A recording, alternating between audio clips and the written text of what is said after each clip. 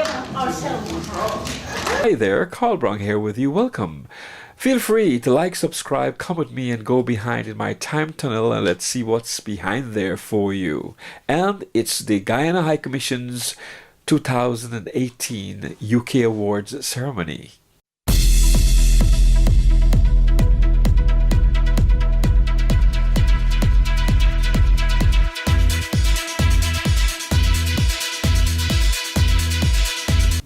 Hi there, welcome back. And yes, it's happening. It did happen. Looking back at the month of September, and it's the Guyana High Commission's UK Awards ceremony. The last was held in 2006, and sure, that was some time ago. But it's back, and it did come off with a bang. First of all, let's look at the program, a quick rundown on what took place, so you can also have a look, a view, and make your comments if you like. Now, the program began, of course, with the MC who was on that show happened to be Miss Carmen Monroe, OBE, followed by the national anthem of Guyana, performed by Naomi Felix.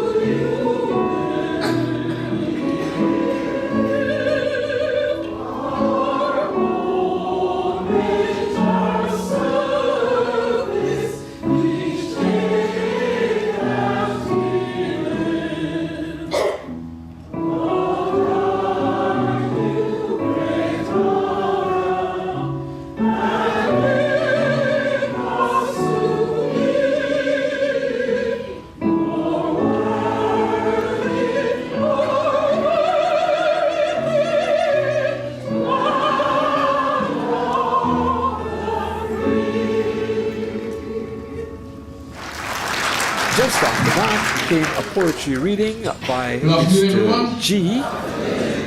Yes, my name is Mr. G, and I'm a poet, and I'm here to do a recital for you. Before I get into it, I'd like to thank Dr. Maria for inviting me to come down here and be in front of all you wonderful, good-looking, gorgeous people. I first met her because I was hosting at the Commonwealth Heads of Government, the People's Forum, and we were there. She was pitching her book, and I was there hosting all the introductees. And it was a very, very interesting time because it was a time when the whole Windrush scandal broke. And I actually was there in the room when Theresa May had to come out and make the apology in front of the Commonwealth, about what happened with the scandal. And it got me thinking a lot about the journey, because obviously Windrush is something that's just sort of like way, way, way off in the distance, and I guess it was brought forth into most people's mindsets, especially this year. And obviously looking out in front of this wonderful audience, I can see that Windrush, for some of you, it represents your own journey, or it might represent your parents' journey, or it might represent your grandparents' journey. And so I've been doing a lot of reflection, especially this year, and thinking that for those of you that made that journey across the ocean, you came with one reality, and you came to face another reality. Some of you are meeting people from other places in the Caribbean that you've never met before. You're meeting people from Africa you've never met before, people from India, Bangladesh, Pakistan you've never met before. And they all came with their own realities, and they came to face their own reality. And so this poem is more about, it's about the idea of facing a reality. And it's inspired by Martin Luther King. Martin Luther King's died 50 years ago, and his last speech is called the Mountaintop Speech, where he talks about going to the mountaintop, looking over and seeing the promised land. And so this poem is written from the perspective not of being at the top of the mountain, but being at the bottom of the mountain. And this poem is about the obstacles that we all have to overcome and the mountains that we all have to climb. This poem is called Go Tell It on the Mountain. I caught the falling feather of an angel's wing, and I wanted it tattooed upon my spine. Now you could call me a devil or a demonic thing. Who cares for names if I can fly? Who cares for names if I can rise and claim what's rightfully mine? Beyond the foot of this crooked mountain which casts a haze upon my life. You know it's impacting how I'm living. You know it's exact and unforgiving. It traps my soul within a box and it holds a lock to my uplifting. I just want to float away so high. I just want to break the color lines. I want to break the minimum wage and slavery, break the cannons, guns, and knives, and I can escape the prison time. Escape the trips to courtroom trials. That I can rewind the school exclusions when daddy leaves and mommy cries. Am I wrong to want to escape this plight? These angel wings give me insight. They levitate my mental state to leave these shackles far behind, but fallen wings leave scattered feathers. And I tried my best to just collect them, but they were spread oh so far apart to unite them all would take forever. So I gathered just what I could. Looked to the stars from where I stood. That I could leave behind this mountain, behind this city, behind this hood, behind this street, behind this road, behind this path that leaves me cold. I'll fly so high they'll never find me, I'll never go back to the days of old. But as I flap and flap and flap, there are no wings upon my back. There is no magical elevation. My puppet strings are still attached. I raise my eyes up to the sky. I look way beyond this mountain high. I look to the heavens and just ask why this world won't get off my back and let me fly. But I'm stuck at the bottom of my regrets, with that single feather that I now possess. One day we'll reach that mountaintop, but we'll have to do it step by step. Thank you. And then the welcome address by His Excellency Mr. Hamley Case, High Commissioner for Guyana to London. I'm not sure whether to refer to you as Master or Mistress of Ceremonies. My written notes say Master of Ceremonies, so I'll stick to that for the time being. Master of Ceremonies, Baroness Amos, awardees, distinguished guests, fellow Guyanese, ladies and gentlemen. It is indeed an honor for me to welcome you to the Guyana High Commission Awards Ceremony 2018. After a long break, I took the decision to renew the commitment of the High Commission to recognizing the valuable contributions made by Guyanese living in the United Kingdom and to highlight the positive accomplishments of members of the Guyanese diaspora. In fact, earlier this year, at a meeting with our president and myself, at a meeting the president and myself had with the legendary and redoubtable Boris Johnson, he mentioned that Guyana is a country which punches well above its weight, given the size of its total population and the size of the UK diaspora. To impress President Granger, presumably, he singled out Dame Valerie Amos and eventually Trevor Phillips, and then had a senior moment. And I whispered in his ear, don't forget Gina Miller, and he went as red as a cherry.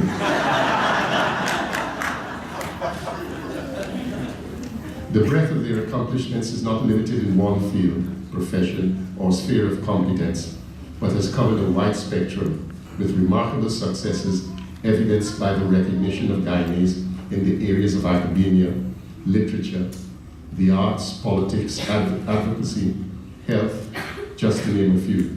And this list is by no means exhaustive. Today, we have identified a select group of Guyanese men and women who are, of course, not the only pace setters, but who are a sample of the wide array of our achievements in the diaspora. These Guyanese have been chosen based on the following categories established by a committee convened by the High Commission, of which I am the chairman. A, for service to the Guyanese community in the UK. B, for those who have attained distinction in their profession, vocation, or calling in the United Kingdom. C, Outstanding Guyanese of the Year. D, Rising Star, encourages and promotes the achievements of our people. And finally, recognizing the outstanding contribution of individuals of the Windrush generation. Upon embarking on my second career here as a public servant, stroke diplomat, this is after working in the private sector for most of my life, I have endeavored to create new avenues through which members of the diaspora in the UK could feel a stronger bond with Guyana, while the government and the people of Guyana could at the same time, through the High Commission, acknowledge their invaluable contributions beyond remittances. The accolades we bestow on our fellow Guyanese today are but a small token of appreciation, a very small token. They, however, take with them the weight of an entire community of people who are pleased to lift their fellow brothers and sisters up in admiration and with pride. The Guyana High Commission London Awards are not a recent innovation, but one initially conceptualized by my predecessor, High Commissioner Lanshmar Singh, who was invited today but unfortunately could not make it. It commenced on the 13th of October 2001, when the first awardees in the UK diaspora were honored and continued biannually until it stopped in 2006. Since then to now, Guyanese in the UK diaspora have made significant strides that have brought both local and international recognition to the varied capacities of our people. The accomplishments of Guyanese are always a source of pride and inspiration for the next generation, instilling in them as they arise the belief that all things are possible once there is the requisite commitment, drive, and determination. In the midst of all our duties and responsibilities of the High Commission, we want to assure the diaspora that your efforts and achievements are not lost on us and do not go unrecognized. As representatives of the government of Guyana, the High Commission serves not only to engage in the pursuit of Guyana's political and economic interests in the UK and the wider international community, but importantly, to provide a service to members of the diaspora through the provision of consular services by supporting various charitable organizations that contribute to investment in the social sector in Guyana, and to facilitate engagements where Guyanese can reflect on each other's works and express their commitment to the good life to which we all aspire.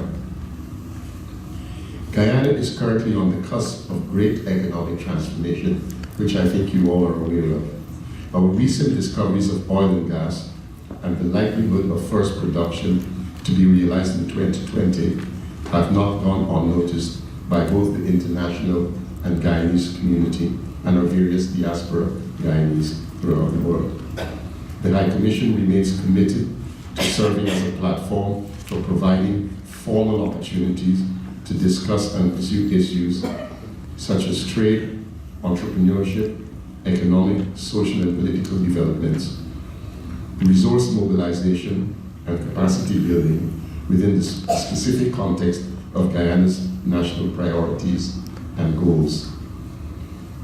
As one great Guyanese poet once said, and I'm sure you all know his name, All are involved, all are consumed. It is therefore in all our interest and to our collective advantage that we all play positive roles in the advancement of Guyana's future. Whether it means returning to assist with national development or making your contributions from a distance, placing your mark in the society to which you belong and making persons aware of Guyana, and notably the industriousness of Guyanese. Ladies and gentlemen, I would like at this point to thank you all, particularly those who have contributed to making this event a success, especially the members of the awards committee, and more importantly, I would like to acknowledge and to thank the awardees, providing us with all the opportunity to witness their accomplishments and to duly recognize them. Thank you all. And now for our guest speaker for the day, and that was Baroness Valerie Amos, CH. Good afternoon, everyone. Carmen, thank you for that wonderful introduction. I'm going to take you everywhere now. You can kind of big me up. I was just telling Carmen how naughty she was. Let me start formally. High Commissioner, MC, award winners, fellow Guyanese friends, it's a huge, huge pleasure and privilege and honour to be asked to say a few words to you this afternoon. And I think, High Commissioner, if I may, it's wonderful that the Guyana High Commission UK Awards have been restarted, because they're such a wonderful way of acknowledging excellence in the community. So thank you very much for that. Today is all about celebrating excellence, a term which I think is at the heart of who we are as Guyanese. It's very much in our DNA, aspiration and excellence. Those words were drummed into me from the time that I could actually even begin to speak. And traveling around the world, as I've done, I've been to many, many countries, it's hard to find another group of people with our unique blend of generosity, hospitality, and curiosity. Curiosity, I have to say, which sometimes borders on intrusiveness. Putting that to one side. And let me not even get on to the food. We are special. And of course, we are interested in the world. And all of that linked to a professionalism and a technical expertise which is hard to find. We've been described as a hidden gem, as a country, and as a people. And some of you will recall that when Prince Charles became aware of the number of Guyanese in various positions of responsibility and authority in the United Kingdom, he described us as a mafia. I think it was meant to be a term of endearment, but some thought it was otherwise. But actually, I think he was making a positive point about the fact that there were a group of people who were having influence, but a lot of people didn't know about it. Every group of people, every nation claims that they're special. But I have to say that I think that Guyanese really are. Growing up as I did in the country in Guyana, I'm a child of Essequibo and Guyana, I was part of a very close-knit community made up of Guyanese of all of our heritages. It's a very special place to grow up. And I know that many in this room have watched with distress the racialization of the political landscape in Guyana and the challenge of charting a future direction for the country focused on delivering a positive social, political and economic future for all Guyanese. I think we now have a very real opportunity to do that. The High Commissioner talked about the economic transformation that is beginning to take place in Guyana.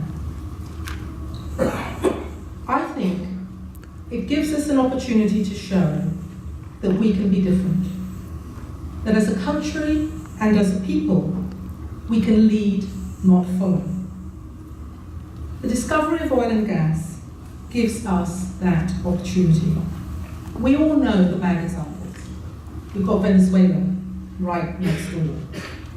Trinidad, which is a small country, I think squandered the opportunity and the promise of the possibility of using oil and gas wealth to transform the country. Nigeria, where oil wealth has fueled conflict and corruption. And there are many more examples of different ways in which oil wealth has been used. The countries of the Middle East. And there are also some very positive examples of small countries that have used their oil wealth to the benefit of their people. Norway, of course, is the country at the top of that list. With its sovereign wealth fund, the world's largest sovereign wealth fund, worth about $195,000 per Norwegian citizen. There are just under 5.5 million of them. So that generosity of spirit we have as a people, I think, can now come into its own. We have an opportunity to do something that will benefit future generations of Guyanese and others. To use our oil revenue to build rather than to destroy. To make sure that those who come after us are able to benefit from Guyana's future prosperity. Guyana has already led the way globally in seeking to tackle environmental sustainability with the establishment of the Iwakrama International Centre, which was set up to manage the Iwakrama forest in a way that will lead to lasting ecological, economic and social benefits, not just to the people of Guyana, but to the world. It's all about developing a new approach, where conservation, environmental balance, and economic use can be mutually reinforcing. And Guyana has been doing that for over 20 years. I don't know if many of you actually know the contribution that we have been making to global environmental sustainability. I think we have that same opportunity to be on the global stage with oil. And I'm pleased to be working with Lord Ali and others, giving the support where necessary to make sure that Guyana gets it right. I am very, very proud of my Guyanese heritage. And I'm very sorry that my parents, who died 10 years ago, are not here today, because they would be so proud too to be hearing about what Guyana can now achieve. I have benefited enormously from the hard work, encouragement, and belief in excellence of previous generations of Guyanese. I'm here because of them and because of all of you. And I see this now as a chance for me and for others to give back. We can stand on the sidelines, or we can do what we can as members of an extensive diaspora to help Guyana to get it right. As we come together to celebrate excellence today, let's all work together to get this right. And I'd like to pay a particular tribute in this Windrush 70th year to the generation which came before us. Their sacrifices in negotiating the day-to-day realities, the petty jealousies, the discrimination, the racism in Britain, helped us to chart through some very difficult waters. I will always be very grateful for the love and support that they gave me and that you all continue to give me. Thank you very much. Unfortunately, Mr. Stephen Hodgson was not available to do his rendition of a steel band performance, so we had Miss Naomi Felix again, and she brought us her rendition of Summertime.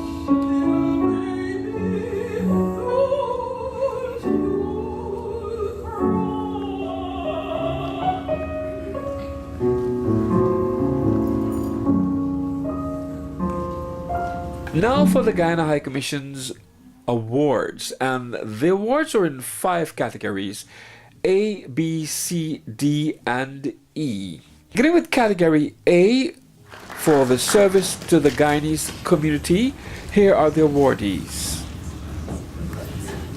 Receiving awards in category A was Rod and Winita Westness.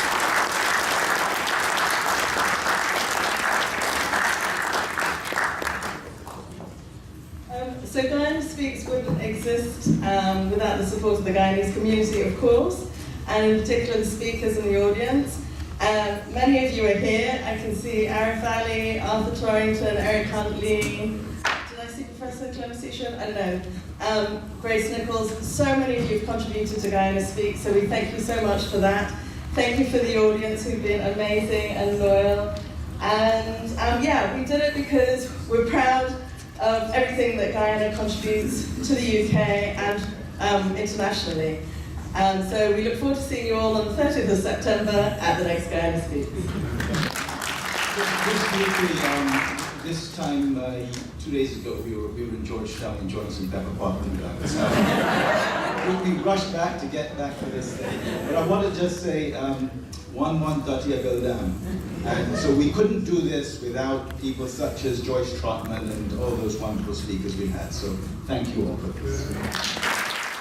Our second awardee for service in the Guyanese community was Mr. Tafawa Ntune. Tafawa Ntune is one of the founding members of the Guyana UK Social Development Association at GUSTA. Through his voluntary work with his organization, Tafawa has played a leading role in keeping Guyanese culture and pride alive in the UK. Unfortunately, Mr. Ntune is unable to attend this evening due to a prior commitment. The award will be accepted on his behalf by Mala. It's a privilege to accept this award on behalf of my Raksha Bandhan brother, Tafawa Ntune. Tafawa couldn't be here today due to a prior engagement, but he asked me to convey the following message. My sincere thanks and gratitude for this public acknowledgement of my humble contribution to our Guyanese community in the UK and at home. It's indeed an honor, and to some extent, I see it as a duty to serve our beautiful country and be able to give back something in helping to enhance the land of my birth and those in need. I, of course, would not have been able to play my role effectively without the support of others. So first and foremost, I recognize my amazing wife, Simone, and our children, Salika and Ayana. I thank them for their support and forbearance while I spent long hours planning and executing and reviving numerous fundraising events over the years. To my Gusda colleagues, past and present, who have toiled with me, indulging the famous episode where we were up until 2 a.m. trying to reconcile 2 pence for our accounts. Thank you, and to our vibrant UK Guyanese community and supporters from all nationalities who have helped us keep our unique culture and identity alive while upholding our national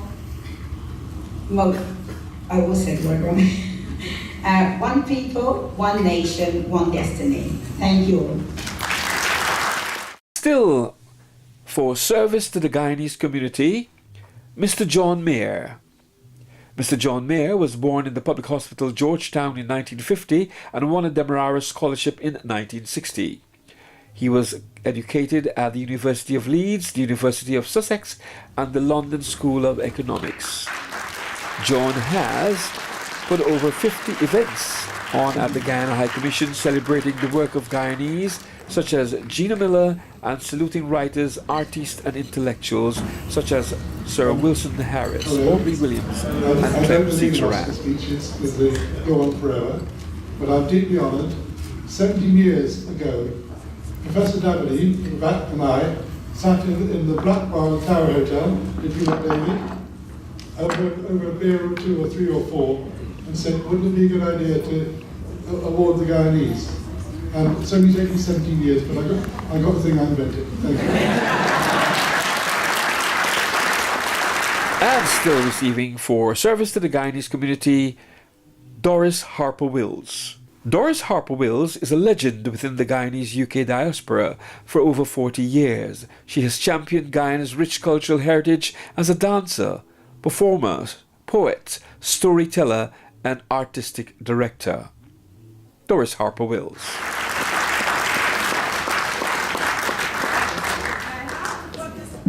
Because I'm not allowed to say my poems or my songs. I do the last line from one of my songs that has been performed at the Royal Festival Hall. Thank you. Thank you. Thank you. Thank you, life.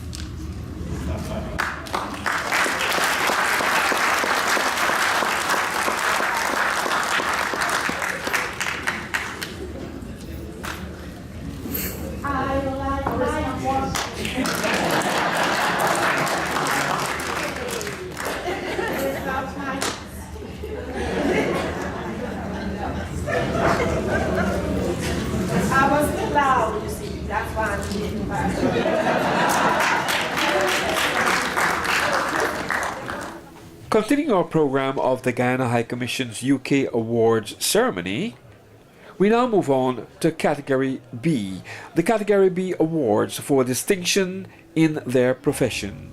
Here now are the presentations and the recipients of those awards. Professor Ansari Ramjohn is the first Professor of Law of Guyanese descent in the United Kingdom.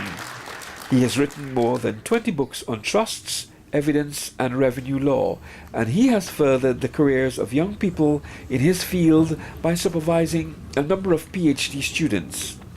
Professor Ramjohn has lectured at Birkbeck College, Surrey University, the University of London, and internationally in Moscow. Honored guests, relatives, ladies and gentlemen, good evening. First of all, I'd like to express my gratitude to the selection committee for awarding me this prestigious award for the work that I've done over 4 decades now. I'm both honored and humbled by this award. And I don't mind mentioning this. In fact, I feel duty-bound to mention this, that I have received many accolades from Malaysia, Toronto, Moscow, but none of those compare to this prestigious award.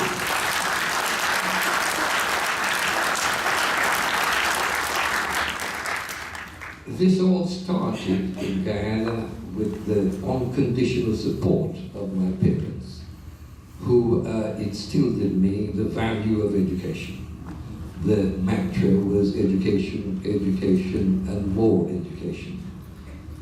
It's a shame they cannot be with me today to witness this magnificent event, but they're in a better place, I know that. None of this would have been possible without the stalwart support of my long-suffering dear wife, Chandra, who was able to combine a very busy profession. I think it was a midwifery profession with maintaining the home. She's a giant of a person in that regard and was able to do that efficiently. Few other points. My two daughters, Farah and Nadia, I wish to pay tribute to their discipline and their understanding over those difficult years when I was locked away in a room with a computer. Speaking about computers, there is one person, my son-in-law James, who was excellent with computers, and he was able to recover lots of text that I thought I had lost, being the bane of modern living. And finally, about 2.5 years ago, I was blessed with a granddaughter, Jemima. It was a bit noisy in the room. And I'd like to dedicate my next textbook, which is in preparation, to her. Thank you. The remarkable Grace Nichols is the author of over 20 books and the winner of the 1983 Commonwealth Poetry Prize for her collection, I Is a Long-Memoried Woman. In addition to this prestigious award, Grace has also won the Arts Council's Writers' Award in 1986, the Guyana Poetry Prize in 1996, the Chumley Award 2000, and the Guyana Poetry Award 2008. More on Grace Nichols. Evening, everyone. And just a few words. I was told to keep it very short. Just to say how very pleased and honored I am to be given this beautiful Guyana Award, which means so much to me as a proud daughter of Guyana.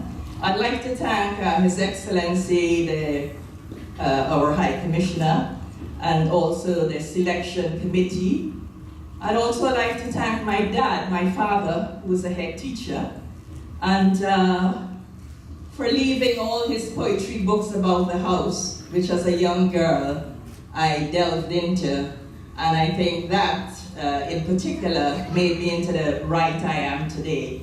That and the richness of the Guyanese culture and landscape. I'd like to congratulate the other nominees today for this very special award. As somebody else was saying, they have received lots of different awards, and so have I. But this one is going to mean a lot to me. So thank you very much. I was going to read a short poem for my dad, but I was told I didn't have the time, so it's okay.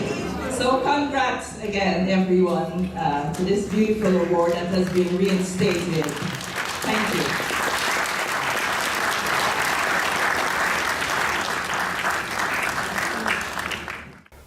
Still in Category B for distinction in their profession, Sherry Ann Dixon. The multi-talented and dynamic Sherry Ann Dixon is the embodiment of her grandmother's motivational words, "You can do anything you want."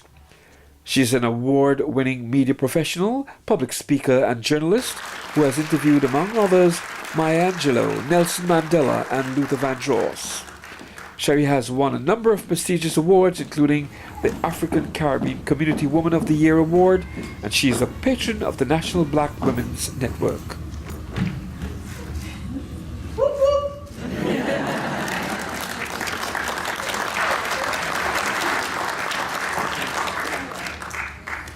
Guyanese in here?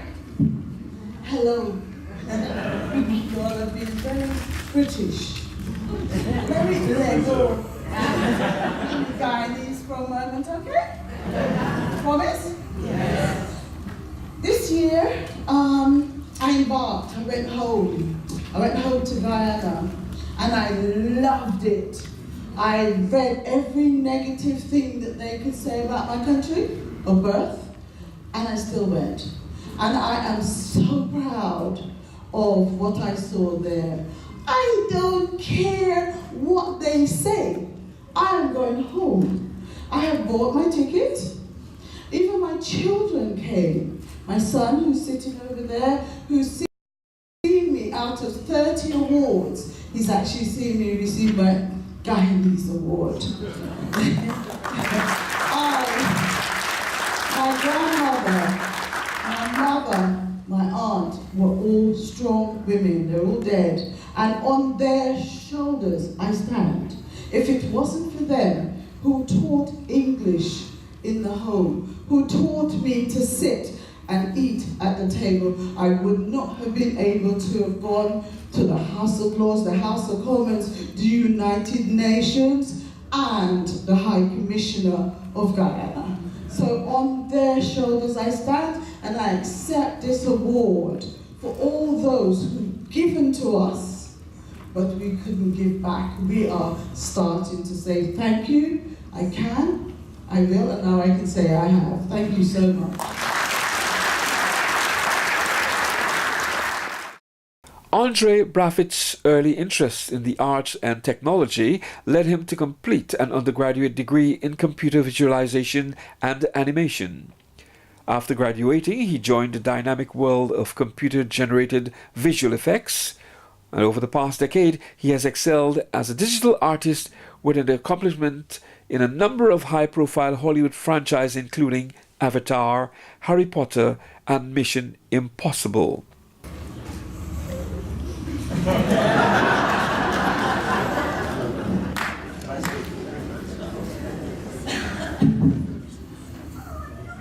Firstly, thank you to the Guyana High Commission for this wonderful, wonderful award. I'm humbled and very much honoured, and it's a wonderful, wonderful thing. Second, I want to say thank you to my fiancée, to my family, and to my community for their love, their support, and everything over the years, and making all this possible. Thank you.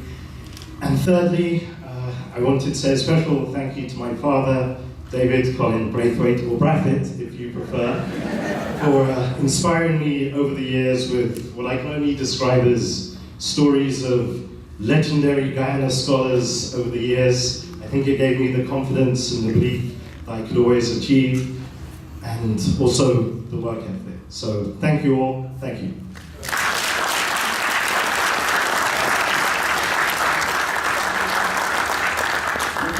Very quickly, Avatar is today the highest grossing film ever made on this planet. And Mark was an integral part of the special effects team.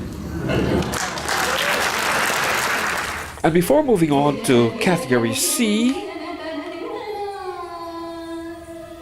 we'll now have a dance performance by Priya Bagwandi.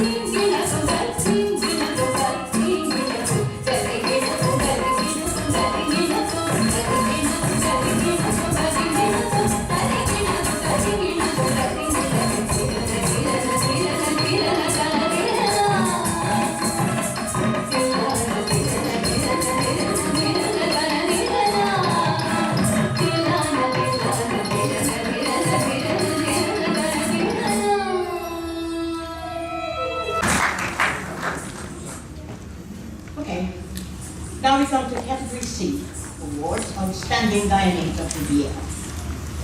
Gina Miller. Guyana rose to prominence as a leading figure when she recently mounted the legal challenge against the British government over the process for exiting the European Union. In recent months, she has been involved in a number of campaigns in support of a people's vote on the option for Brexit. In October 2017, she was named as Columnist's most influential black person. I have the information here that says someone will later. I can't hear. Yes, okay. She's not here. Samantha Tross. She has earned the distinction of being the UK's first black female orthopedic surgeon. Born in Georgetown, Guyana, Samantha came to the United Kingdom at the age of 11. She graduated from University College London in 1992 and completed her training in orthopedic surgery in 2004. Samantha specializes in reconstructive hip and knee surgery and is known for her high standard of clinical treatment and holistic approach to patient care. Good afternoon, everybody. I am delighted and honored to receive this award. I guess because I'm being recognized by the Guyanese community, something that's dear to my heart. I'm a proud Guyanese through and through. And it's also very special to receive it here within the University College of London, because this is where it all began for me when I started medical school in 1987. I was humbled to receive the award, particularly in the category of Outstanding Guyanese of the Year. And I thought, well, what all have I done this year to achieve this? I think the only thing I can say to my credit this year is that I was the first woman in Europe to perform robotic hip surgery this year. So maybe that's the reason I got it.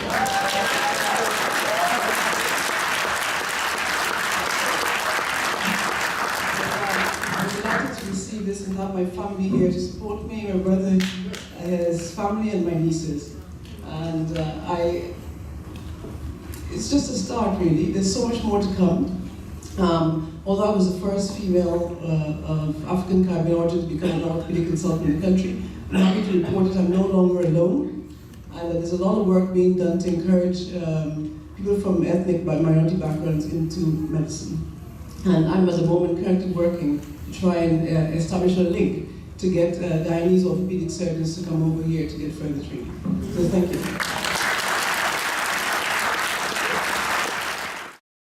Okay, there's Cherise and Shannon Hilton. Cherise and Shannon Hilton are both world-class sprinters, born in the UK and of Guyanese ancestry. These twin sisters have excelled in their various competitions. Cherise competes in the 200 meter and 400 meter track events. Shannon competes in the 100 and 200 track events. Unfortunately, the Hilton sisters are unable to attend this ceremony, and we will make the necessary arrangements to present them with their awards on another occasion. Before we move on to the Category D awards, Rising Star presentations, we'll have a musical performance by Keith Waite and Congratulations, High Commissioner, with your group setting up the standards that we all love. So we'll do our version of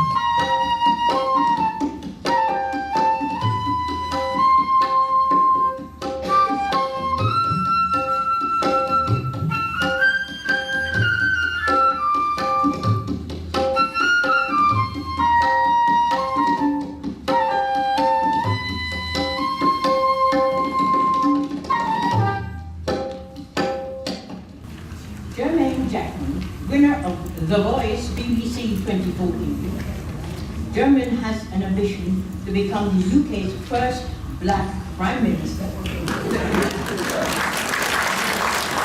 And he's currently studying politics at the University of Leeds. He's a media and political engagement consultant and an ex-member of Hackney Youth Parliament. That's real upbringing, you know, coming from Hackney. This young man, indeed, has all the makings of a rising star. All right.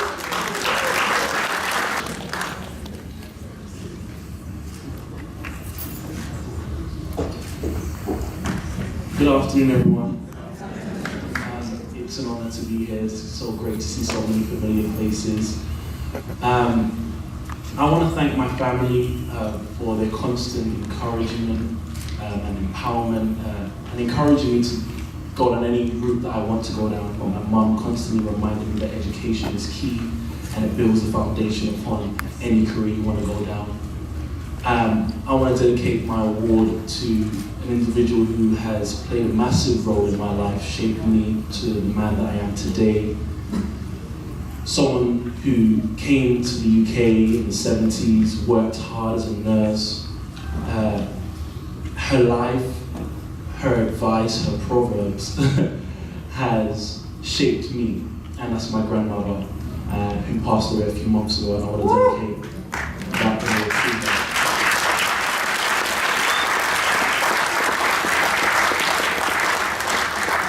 I want to end on this. It's very inspiring to be in a program filled with other inspirational people doing great things in their own right, changing the world one step at a time.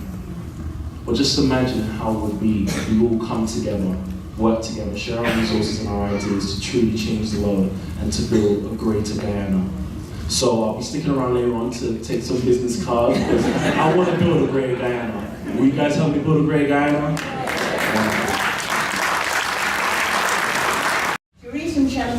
Are both world-class sprinters, born in the UK and of Guyanese ancestry. These twin sisters have excelled in their various competitions. Cherise competes in the 200-meter and 400-meter track events. Shannon competes in the 100 and 200 track events. Unfortunately, the Hilton sisters are unable to attend this ceremony, and we will make the necessary arrangements to present them with their awards. And we'll move on now to the 70th anniversary Windrush Reflections by Professor Richard Drayton. Your Excellency, Mr. High Commissioner, Baroness Amos, distinguished guests, ladies and gentlemen. I am part of the independence generation. And my parents tell me that I sang the songs of the national anthem, wang, wang, wang, wang, wang, before I could speak the words. In primary school, we created the golden arrowhead in our art class. In primary school, we learned to sing from Pacaraina's Peaks of Power to Quarantine's Lush Sands. So it's a very deep honor to be here tonight. Now, by trade, I'm a historian. And the art of the historian consists of bringing into conversation memories, sometimes uncomfortable memories, with the consciousness of those alive, perhaps even sometimes opening up a conversation between the living and the dead. So let me begin first of all by welcoming some people here who are only with us in spirit. I think of people who would have been honored, or who are being honored later on. Jessica Huntley, who we will honor in a moment. Some people who we are at the risk of forgetting, like Lionel Jeffries and Pansy Jeffrey, who we buried last year, who had an absolutely pivotal role in Windrush Britain and in the Black British experience in the 1960s and 70s. And I think also of Sir Wilson Harris, who died, of course, in March of this year. I also would like to honor some of the Guyanese spirits who have fertilized this country's soil, even if only in passing.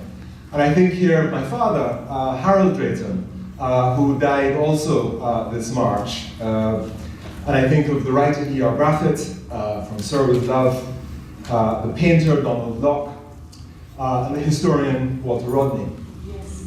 The dead are the companions of all honest living. 70 years ago, in 1948, the British Parliament passed the most extraordinary law called the Nationality Act. This law created a status called the Citizen of the United Kingdom and Colonies, which was supposed to bind together the citizens of the entire empire. It created, for the first time in the history of that empire, the idea of some kind of simultaneity of status, an equality of civic status, if only briefly. And it was in the light of this moment of optimism that generation, which we call the Windrush generation, came to Britain. That piece of legislation was the product of the politics of socialism after the Second World War, a product of the experience of common sacrifice after the Second World War. It has to be said also that it also reflected some of the politics of race which preceded that war, because of course the real beneficiaries of this act were never intended to be us. The real beneficiaries of this act were intended to be the Australians, the Canadians, and the white South Africans. Now, the Windrush generation brought its hope and energy to this land and attempted to realize some of this promise. I'd like to juxtapose this event in 1948. Of course, when this bill is being debated in Parliament in June of 1948, across the world, on Enmore Plantation, in the east coast of Demerara, on the 15th of June, the strikers of the Guyana Industrial Workers Union, the trade union, the fighting trade union which was organized by Chedi Jagan, whose centenary we remember this year, the striking workers at Enmore were massacred by a detachment of the forces of order. That event, the Enmore Massacre, which I'm sure many Guyanese in this room who are younger will know nothing of, was a critical event in the origins of the national movement. So we have these two paradoxical events on either side of the world. Now, that's what happened in East Coast Demerara was a better indicator for what was to follow in the relations of Guyana and Britain than the speeches in Parliament. Between 1953 and 1964, as many of you will know, Britain played quite a dark role in the tragedy of Guyana. In the suspension of the Constitution of Guyana, it will be now 65 years ago next month, and in the fomenting of the racial cleavage in national politics between Indians and Guyanese, and later on the production of a campaign of terror and destabilization, which would lead in fact to the collapse of civil order on several occasions in the 1950s and 1960s. We must remember that many of our most illustrious Windrush era arrivals, like Jessica and Eric Huntley and Lionel Jeffries, who were all, let us not forget, while Afro-Guyanese, were stalwarts of the PPP. Lionel Jeffrey to his death. Last time I saw him, in fact, he was welcoming Chedi Jagan at an event of Caribbean Labour Solidarity in London. Now, they came here as political refugees. So we have this paradox that Britain provides, as George Lamming puts it in one speech, the paradox of being at the same time the power which had created the conditions which forced these people to migrate, and yet provided this space of safety, which they were then able to make new lives. And we need to kind of keep in mind some of the kinds of the paradox and the contradictions in that relationship. Certainly in the wake of this period, we can see the very rapid closing of that Windrush moment. And some of the figures who were involved in that closing, in that dark period of Guyanese politics, I think of a man called Duncan Sands, were also responsible for the tightening of the politics of immigration in the late 1950s. And what we have is a series of laws, 1962, 1971, which introduces the noxious notion of patriality. The idea that your children are not British unless their grandparents are British. A wonderful law if you happen to be born in Kenya or Rhodesia with an English grandparent. Not a wonderful law if you happen to be Guyanese born in Britain of a Guyanese parent. So 1971 and then culminating the 1981 Immigration Act, which is the foundation of the current law. And these laws, together, turn Guyanese from being the fellow citizens of the British under the 1948 dispensation into becoming a special class of foreigners. Now, while there are people in power today in this country who bear a special responsibility for fomenting the hate of migrants and the persecution of the undocumented members of the Windrush generation, Let us be clear that it is the betrayal of the promise of the Nationality Act of 1948 in the 1960s and 70s by both Labour and Conservative parties, and the way in which political parties after that, in which I'm afraid I have to include in some ways New Labour, collaborated with the politics of xenophobia that is ultimately to blame for this particular moment. We should not forget that the Windrush migrants made their homes here in the midst of forms of adversity and hostility which we now scarcely remember.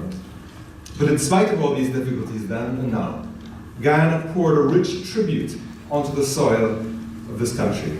And the names and achievements of Arthur Torrington, Arif Ali, Joyce Trotman, Roy Saw, Peter Kempelu, Yehudi Webster, and many others. I thought of the name Clive Lloyd, he may well have been honoured on a previous occasion, will be always remembered. The Windrush migrants from all over the Caribbean, but in particular from Guyana, changed Britain forever. And one of the most wonderful aspects of the Windrush crisis earlier this year was that the two key figures who were involved in creating the public campaign, which led to a complete reversal of the policy of the previous 3 years, were two people who were born in Britain of Caribbean origin. My school friend Guy Hewitt, the Barbados High Commissioner, now departed, and the MP from Tottenham, David Lammy. The Windrush experiment is still continuing. Those of you who know the poem Colonization in Reverse will recognize that what we've been engaging in this country is a kind of colonial experiment. But this is a colonial experiment which is unlikely ever to end. Thank you very much. Receiving presentations for the Windrush Lifetime Service, it's Arthur Torrington, CBE. Just that I don't go over the 1 minute. I'm not Nicholas Parsons here. Now, His Excellency, High Commissioner, Madam MC, if I should use that term, Baroness Amos, it's a pleasure to see you again. And honoured guests, all of you are honoured guests, and the organisers. Thank you for surprising me with this particular award. Now it's interesting that I need to accept this award on behalf of a Jamaican. How interesting. And that Jamaican is Sam King. He was the one that came up with the idea and then got me involved in working with him because I knew when he was the mayor of Southern, the first black mayor of Southern. So I worked with him in 1983-84. And then he said to me in 1995, we need to do something about Windrush. And we came up with 3 words: the Windrush generation, Windrush pioneers, and Windrush champions. But of course, Windrush generation is the term that's being used, the phrase that's being used today, which incorporates everybody who came even from the ship and after. But what we see pioneers as being people like Sam King. He was on the ship. And this ship was a multi-ethnic ship. It had Indo-Caribbean, it had Chinese-Caribbean. In fact, I know one Chinese-Caribbean, Edwin Ho. Now, Edwin Ho was a boxer from Georgetown. And he came, and eventually he settled in Birmingham. So this particular ship was an international ship, multi-ethnic ship. Indeed, there were more Jamaicans on it because Jamaica has more people there. But the main point is that with this generation then of our people from the Caribbean, we've done some great things. In fact, now we've got Windrush Day. And the Prime Minister has actually awarded £500,000 a year. So we're meeting next month to decide how we're going to spend that money because we're not going to go back to the government. So in that sense, and as you know, the months are passing, and the money is still there in the government coffers. But the main thing is that we're doing something and Guyanese are involved. So thank you very much indeed for the award, and I commend. Arif Ali is the founder of the prolific and much-loved Hands-Up Publications. He has been a zealous supporter and promoter of writers of colour, and it is a testament to his faith and foresight that many young scholars have gone on to establish successful careers after being first published by Hansard.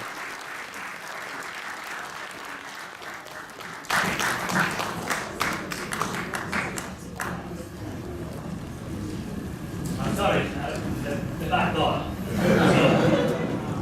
Excellency, I'm sorry. Forgive me. Terribly sorry. This is a good Lord. Let me see what you said. Rush Lifetime Service in Life, Volume 2018. Let me tell you something. I have to take this on behalf of the hundreds of people who worked for me over the years, and of course my wife and family.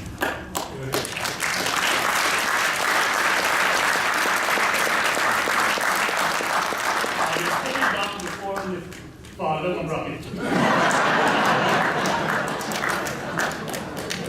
And you may have noticed that I used an excusable my back. So I didn't have to spend, when Eric got there, you all can see he can take 5 minutes to walk. 5 minutes to come back down. And then he can talk 1 minute. I take him 5 minutes up and down, plus 1 minute. My mother and father never tell me about 1 minute. Every time they say, you come back here in 5 minutes. And my commissioner said to me, if you were to speak for 1 minute. Sisters, brothers, ladies and gentlemen, Excellency, MC coming, and Barry, nice to see you again, and all these honored guests. And I think we've got a couple of excellencies here, so I better say excellencies. And some of you down there who are not so excellent.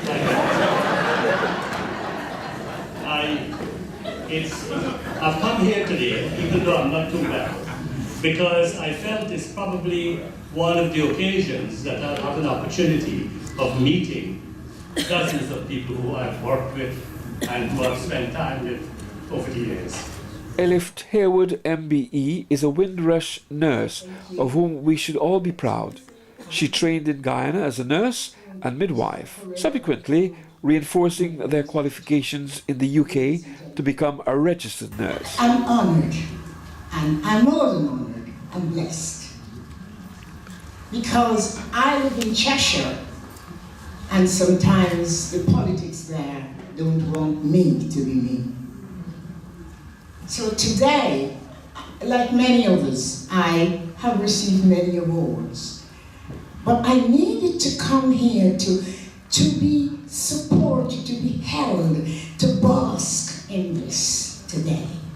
And today, it's happened for me.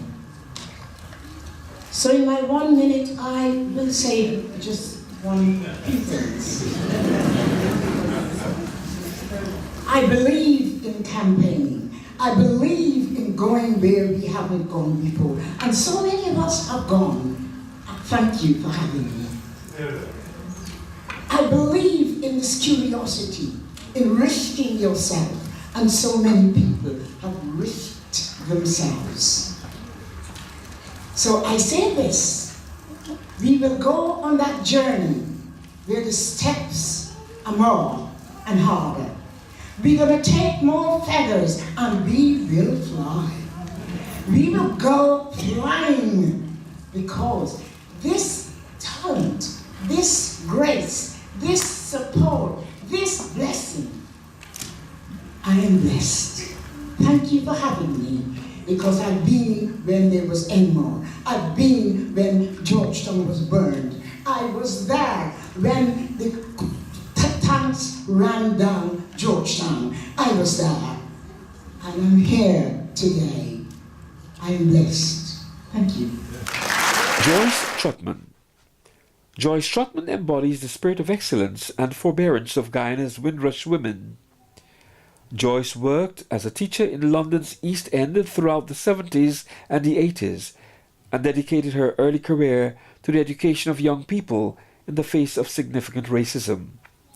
Her love for Guyana and its people was exemplified in the publication of her 2006 book, The Proverb of Guyanese Explained. We were singing, have you had a kindness shown? Pass it on. 'Twas not given to you alone. Pass it on. Let it hum down the years. Let it dry another's tears, till in heaven it reappears, pass it on. I think these were the little verses that we carry with us unconsciously, but they were there in the background, telling you that this is how you should live and this is how you should grow. And so, fast forward then to this mother country, the land of hope and glory, about which we sang every 24th of May night and together, land of hope and glory, mother of the free. And so I came to this land of hope and glory, but by the time the 1962 Immigration Act, the children of Guyana were converted into immigrants. But you know, you still have to give them your best because it's on your program. You can't do anything else. And so I tried to give of my best. To the first school, I thought that was infants. And in those days, this was 1960s, 1960s, the children of the original Windrush were now coming. You know, that Windrush, they multiplied like the Israelis and Israelites in Egypt, and the next dispensation said, but we don't know them anymore, they must go home. But they had no way to go. So this is the generation that we are talking about now. And I did my best to do what I can. So here I am now. With this, I think I gave the best, because today, you know, my best has come back to me. Here my best come back to me, and I can show off with it. So to the land which the God who was given, let our young lives be as rich and rare. So as we grow, may the worth of Guyana shine with the joy that beyond all compare. Onward, upward, may we ever go, day by day in strength and beauty grow, till at last reach the rustic shore, what Guyana's sons and daughters can be.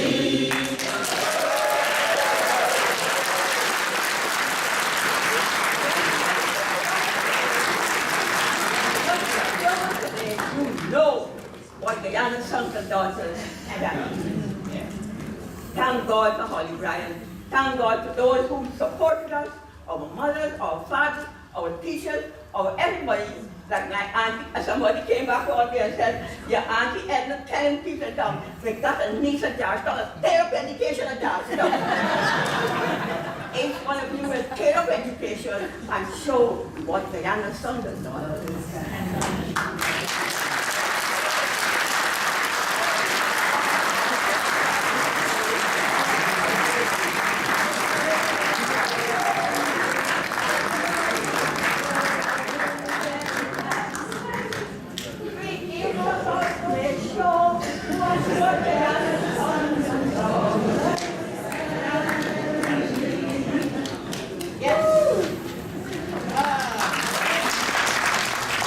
A phenomenal and inspirational communicator, Roy Saw was between the late 1960s and early 1980s one of the foremost orators in Hyde Park. Just want to say thank you very much for the award, and it's been a long time coming.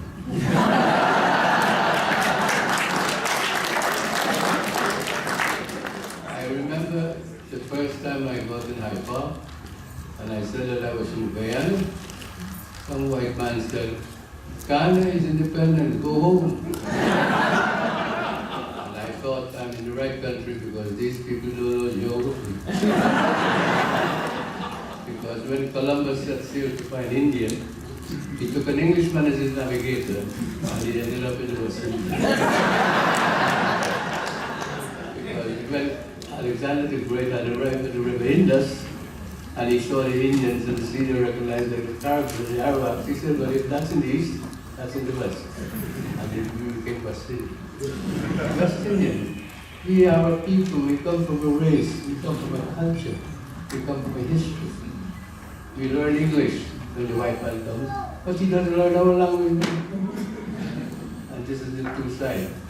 Ladies and gentlemen, I know you've been here since 4 o'clock, you want to be home, you don't want to listen to me. If you want to listen to me, go on YouTube.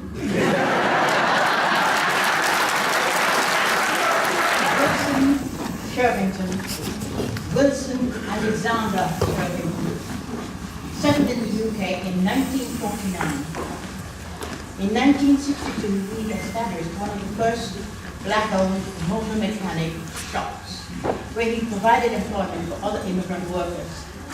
In 1993, he founded his charity, the Shervington Third World Trust, to support schools, hospitals, and care facilities in Guyana, the wider Caribbean, and Africa. This is a posthumous award, and his son, Matthew Shervington, will accept the award on his behalf. Good evening, everybody. I'm proud to accept this award on behalf of my father, the late great Wilson Alexander Shervington, who passed away earlier on this year.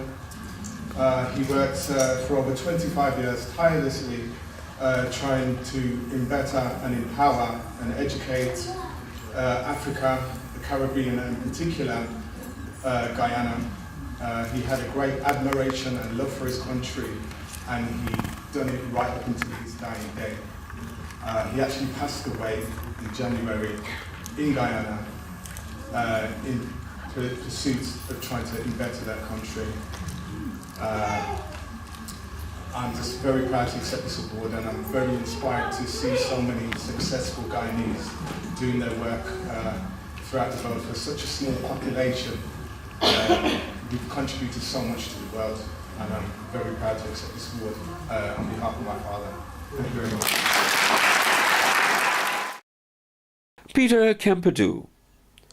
Peter arrived in the United Kingdom in the 1950s and has worked as a broadcaster and writer.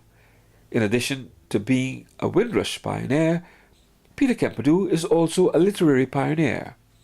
His first novel, Guyana Boy, is not only the first published novel by an Indian Guyanese writer, it is also one of the few works of literature to celebrate the history and culture of the country's minority South Indian community. I'm one of his many children, and on behalf of my dad, who's unable to be here, he would love to be here to share. I have so many friends, just to thank the High Commission for recognising his work and his contribution. I remember him very fondly in relation to his work with BBC, and one of the things that he really brought home to us was the idea of always remembering two countries and always remembering Guyana. And one of the things we always did was to go back, and he taught us a deep knowledge about Guyana, and he was always interested in imparting that to others. And so I think it's a great tribute that he actually sent us in.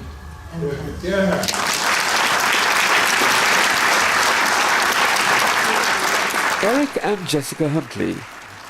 Born in Guyana in the 1920s, Eric and Jessica Huntley moved to the United Kingdom in the 1950s. Throughout their work in publishing, in their commitment to activism and community, they have been a beacon to Londoners of all backgrounds. The credit for this award is really deserved by, I hope with a picture of her, Jessica Huntley.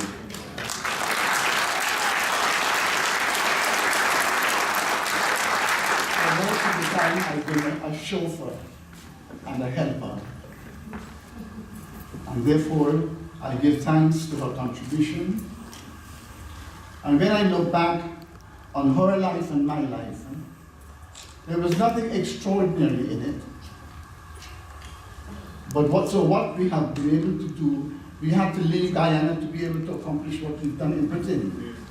That is the paradox, really. Nobody wants to leave their country, but if you want to fly, very often you've got to leave where you're born because the facilities and opportunities are not there. You have to fly, you have to go somewhere else where the opportunities are there. And so I give thanks for being here for the past 60 years or so, and for all the people who helped and made the contribution possible to be done. Thank you very much. Maureen Emeritus migrated to the UK in 1965. She is a UK registered nurse midwife, community nurse manager, and teacher. Her 28 years of love and clinical expertise were recognized by the renaming of the Newham Continence facility as the Enoberic Clinic, a lasting tribute to Maureen.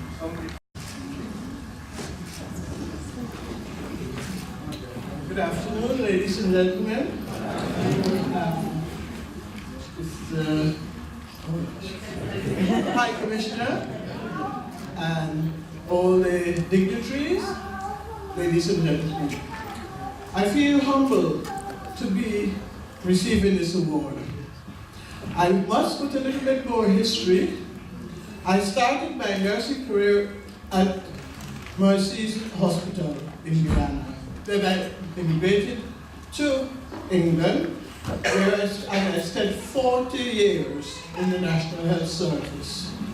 It was not easy for me because I was the first black continence advisor in the UK. We had no computers. We didn't have much telephone to contact each other. Who could I contact? I developed the first service in Newham. There was no one to help me. I started from scratch. I worked with my typewriter from home with carbon paper, those who can remember those days, and also a cassette recorder. It let me down quite a few times when the tape burst, etc. But I must say, God has been good to me. I've been in the right place at the right time. When I started the service from scratch, and I ran it for 26 years, me as a full-time, and another girl as a part-time, 3 hours a day, for 18 years. Okay? But I feel happy, and I do hope you all are proud of what I've done. The thing is, when I came to Ghana, and most of us, there weren't black managers at all. They had to deliberately try and bring in some black managers. And the girl who ran the course, I saw her about 10 years ago, she's a professor now. She said, look, you can't change the system, but you all go back and chip away at it. And that is what I've done. And for this award, I thank my family for being at my side, because I used to be there until 3, 4 o'clock in the mornings, typing away on that little typewriter. So, on behalf of everyone, thank you. I just want to say thank you all for being here. This wouldn't have been possible without you, and we wouldn't have done it anyway if we didn't think we could have you here with us. Thank you so much for the support, and thank everybody involved with this. And may I just now invite the High Commissioner to say a few words? I'm probably making that up. But it would be nice if he did. To start spring. So let's have some refreshments. Thank you all for that. And so brings us to the end of the Guyana High Commission's 2008 UK Awards ceremony. Carl Browne saying it was a pleasure being with you. Feel free to like, subscribe, and join me again when we go into my time tunnel and look at something else that's different. Catch you later.